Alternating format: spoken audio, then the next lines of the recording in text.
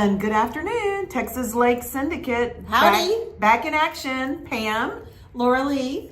And today we're going to be talking about lakes in the hill country. That's right. We're at a totally different side of the lake, but I thought that maybe just we should go back and reintroduce ourselves just a little bit in case you missed our first showing. This is showing number 2. Woohoo. So I know, right? We're almost pros. We won't go that far. Okay. So anyway, we are the Texas Lake Syndicate, and we work for Lake Homes Realty. And the thing about Lake Homes Realty is they are all over lakes in Texas, actually all over in the United States. Yes. But in Texas, they have showings of houses on 229 different lakes. And so we have, I think, 189, no wait, not that many, 29 agents or something like that in Texas. But we know a lot about lakes in Texas, and so we thought we could talk to you about different lakes and different things that happen at lakes that maybe you do or don't know about, and help you pick a lake to love and come live on it, and we'll help you. Yes, we will. So anyway, that's what we're doing. And then we work for Lake Homes Realty. They're out of Birmingham, Alabama, and we are the Texas Lake Syndicate because we're the biggest part of all of it. That's right. That's right. So anyway, we are going to talk about lake topics and lakes. So the topic that we want to talk about today is a little known subject about who owns the land under the water. And who knew? Who knew it was a topic? That's right. On Lake Livingston, it's a non-issue. Nobody has rights to the land under the water. But everybody has rights to the water. Right. Everybody has rights to the water. Correct. Nobody has rights to land under the water. Mm-hmm. And I didn't know that until I was talking to a client of mine who was fixing to buy a house on Lake Buchanan. And the neighbors told her that somebody else owned her waterfront, and she was beside herself. And how weird is that, by the way? I know, how weird is that? And come to find out, it was absolutely true. In Lake Buchanan and Marble Falls and a couple other places on the lakes in the Highlands, these were all done by the Army Corps engineers. Mm-hmm. And at some point, there was all this land, and they bought all the land and they made lakes out of it because Texas has need for water. Correct. And reservoirs. Yeah. And so that's what they did. But anyway, the land actually belongs to somebody and has passed down over the years. Even though it's underwater, it has passed down over the years. So I did a little research, and I found the man who owned the land under the water. And he had bought it from a man who had inherited it from his dad, who had bought it from somebody else, and they had title all the way back to sovereignty of Texas. Explain to them what sovereignty means. We used to be our own country. That's right. Yes, we were. So anyway, they showed the title of that land all the way back that far when he went and had the title research done. So anyway, he offered to sell back to different folks who wanted to buy the lots right in front of their house. And then on the other side of the lake, somebody else owned it all. So it was kind of the media was covering it all the way to Austin. So it was kind of crazy. But it actually is a thing. So if you don't know, you should, if you're buying a house on the lake, you may just want to ask your realtor if you actually own the lake. Sometimes people own it to the middle of the lake. Really? Yeah. Sometimes they own from their seawall to the middle of the lake, as this one gentleman did. Right. He owned from people's seawall to the middle of the lake. And then he would sell that to them, that part right in front of their lots. Mm-hmm. And it was legal. Everything was legal to do. But it's just a thing that a lot of people don't know about. And in some lakes, it's not an issue. In some lakes, it is. Like, for instance, where I live in Lake Highlands, it is 5 lakes that all run down the Colorado River. So the Colorado River starts way up. Well, it doesn't go all the way to Colorado, but it's a different Colorado River. But it comes down all the way through 5 or 6 different lakes, all the way down into Austin, and then on from there. And it's fed by several different other rivers. But they have made lakes in 5 different places off of the Colorado River making reservoirs for that area for water. So the biggest one is Buchanan, which they have at the top, and then it runs down. So some of them are owned by the Lower Colorado River Authority, what is it that you call yours here, Trinity? Ours is the Trinity River Authority. Trinity River Authority. Yeah. So a lot of the land is owned by the Colorado River Authority, and anybody can use the water, but the land underneath it, and the Lower Colorado River Authority only can say if you are doing your boat dock wrong. Right. That's the extent of their authority. Your bulkhead and your boat dock. Yes. You have to get permission from them to do all that, yeah. and you can't do beyond this or that or the other. Right. But anyway, all that to say, that is a little known subject that sometimes you need to ask about. I talked to somebody not too long ago who had owned their house for 30 years and didn't know who owned the land under the water in front of her house. So, well, and it's not on every lake. That's what's Exactly. so weird. I didn't know about it until I had a client bring it up to me, and they asked me who owned the land, and I'm like, the Trinity River Authority? Yeah. I don't know, because it had never come up because that was not a thing here. Yeah. Now, here, do you have the thing where there is an easement up into beyond your... Yes, they call that the flowage easement. So explain that one. So the flowage easement is a portion of your property when you're on the lake. That over. You're getting out of the picture. When you buy land on the lake, you own up to the water, obviously. I lost my train of thought. Where are we going? Flowage easement. Thank you. Flowage easement. Okay, sorry. So flowage easement, there's a portion of your property that's in the flowage easement. If the Trinity River Authority felt the need to let the water level come up to a certain point, that's what that flowage easement is about. They have the authority to actually cover part of your land with water. With water. However, is it 10 feet here? well, it varies. Okay. Kind of varies a little bit. Depends on the shoreline and all that kind of good stuff. But ultimately, if they let the water get that high, it would almost be high enough to go over the dam. Ah. So, since the lake has been here since 1969, they've never had to do that. They've never tried to do that. They've never wanted to do that. And literally, we're considered one of the only constant level lakes. So, we don't typically fluctuate more than a couple feet. Okay. And you're held up by a dam, right? Yes. What dam are you on? The Lake Livingston Dam? The Lake Livingston Dam.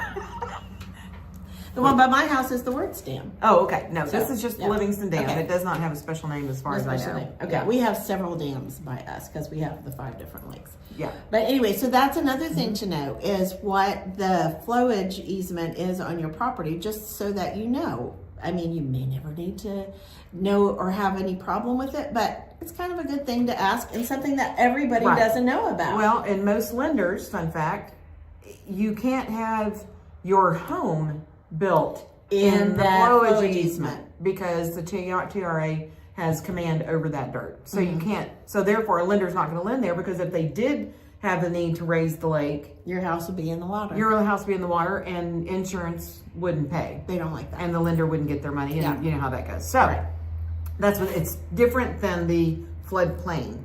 Yes. So don't confuse that with the floodplain. That's right. That's a different thing, and we'll talk about that on another one. Yeah, not everybody's in the floodplain. So, yeah. So those are good questions to talk to whenever you're looking at land.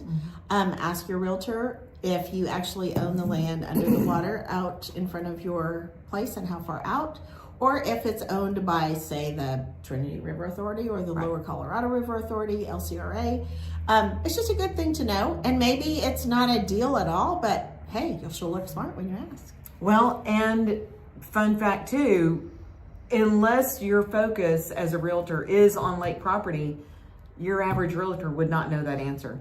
They wouldn't even know who to call to get the answer. So that's why you got to call Lake. Yeah, so it's really important to call someone that literally focuses on waterfront. That's what we do all time, and that we every day. We learn these things through trial and error. And I mean, I had no idea about owning the land under the lake. I thought that was the craziest thing I'd ever heard, but I just hadn't been on a lake that mattered. Yeah, it was a non-issue here. It never even crossed my mind. So it's understandable that the average agent wouldn't have that knowledge. So Yeah. nothing against them. They just, they Yeah. don't know that they don't know. Right. So that's one of the good reasons to make sure that when you're hiring an agent, let's say you're going to move here to Lake Livingston or to Lake LBJ, you want to hire somebody who's in that area and knows that area, not your best friend from Dallas who, you know, can look stuff up for you. Right. You need somebody who really knows what's going on in that market, because it's different in each market and each lake. There's different things. Well, and if they're not a lake agent, they don't know the right questions to ask you to make sure you're buying the correct waterfront property. Yeah. There's so many variables. Yeah, there are so many. And I tell you what, every single time I buy or sell one for a client, I learn something new. Yes. Every single time. Every I'm like, time. oh, that too. Septic. Oh, that's a whole nother That's an ugly episode. story. We'll do an episode. Yeah, on we'll do an septic episode. systems. Septic. Yeah, so We'll fun. Take notes, things we got to talk about. Right. Okay, so anyway, those are some subjects that you may want to talk about. So now we're going to talk about my lake. Yes, we are. I have She has 5 5. lakes. I only have 1. She has 5. Yeah, but they all together might make up your lake. I don't know. Yeah, they would all fit in my lake. That but, probably, probably. But anyway, I live on what is called the Highland Lakes, and it is 5 lakes that run from Buchanan on the Colorado River all the way down, up down into Austin. And it's fed by the Llano and I think Pedernales when it gets down there by Austin. So, but I specifically work in the upper Highland Lakes, which is Buchanan, Inks Lake, Lake LBJ, where I am, and Marble Falls. And then Lake Travis, we have another lady on our team, Nancy, who is expert on Lake Travis. I don't know that much about it, but if you call me about it, I will send you her number. There you go. But anyway, she's an expert on Lake Travis. And then Libby and I, who are on that team, do Buchanan, LBJ, Marble Falls, and Inks.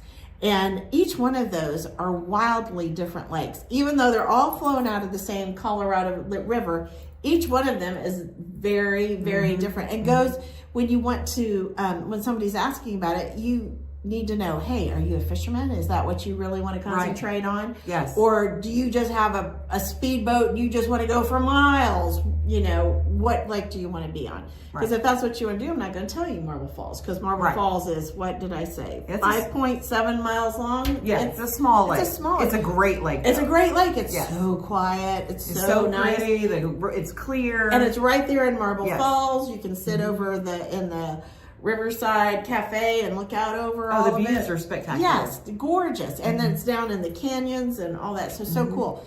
But Marble Falls is a smaller one. And then Inks Lake is what is known as, people like to say constant level. Bruce told me not to say that. Okay. I think he said managed level.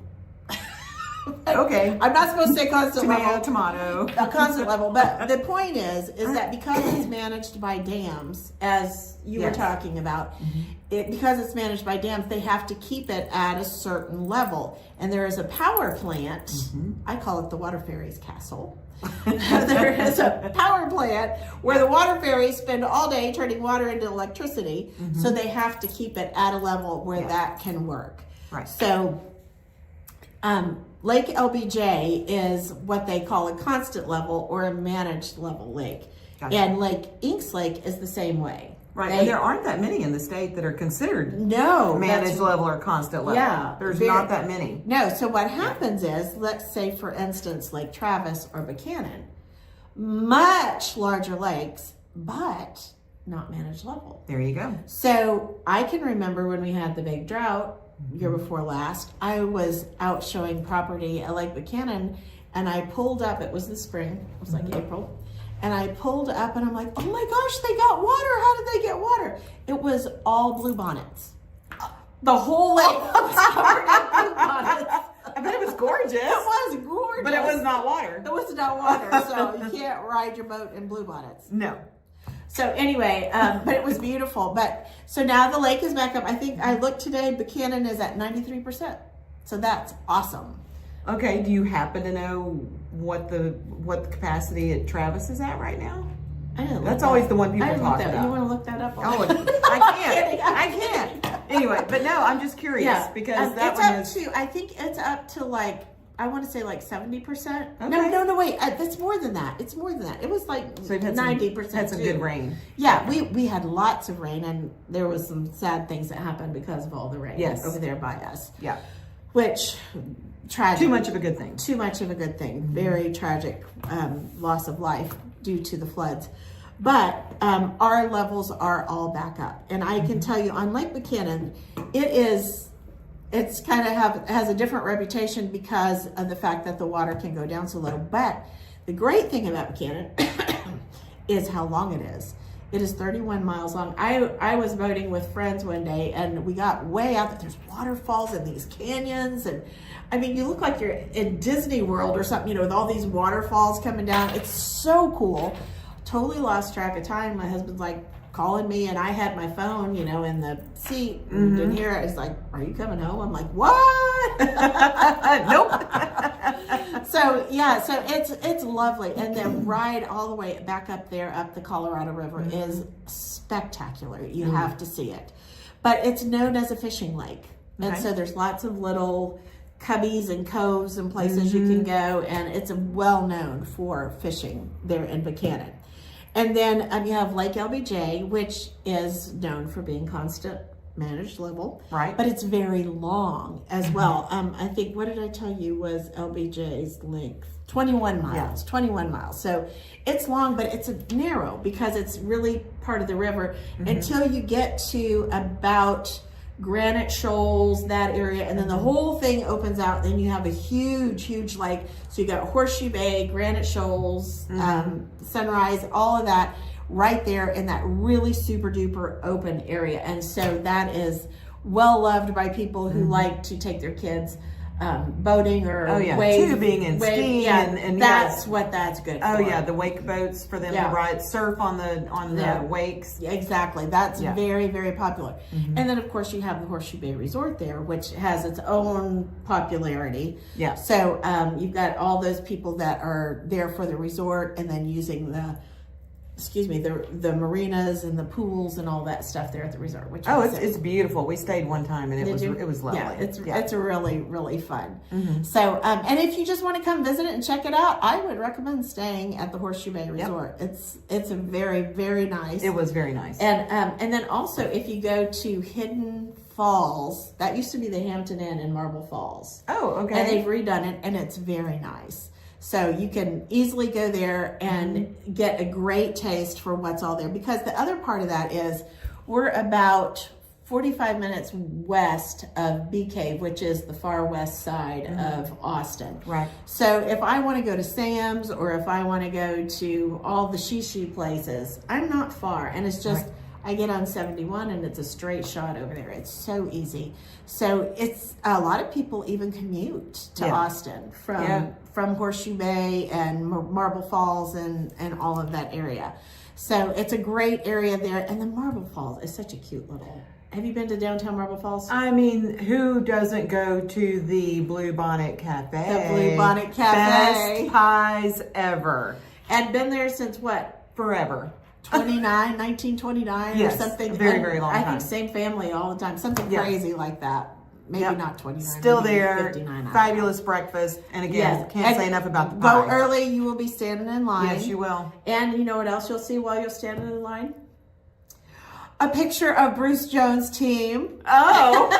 We're on the wall in the Blue Bonnet Cafe.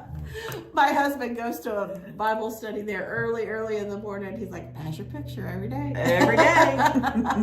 But anyway, Blue Bonnet Cafe is lovely, and there are so many restaurants and cute little shops. Have you been to the Crooked Antler in Marble Falls?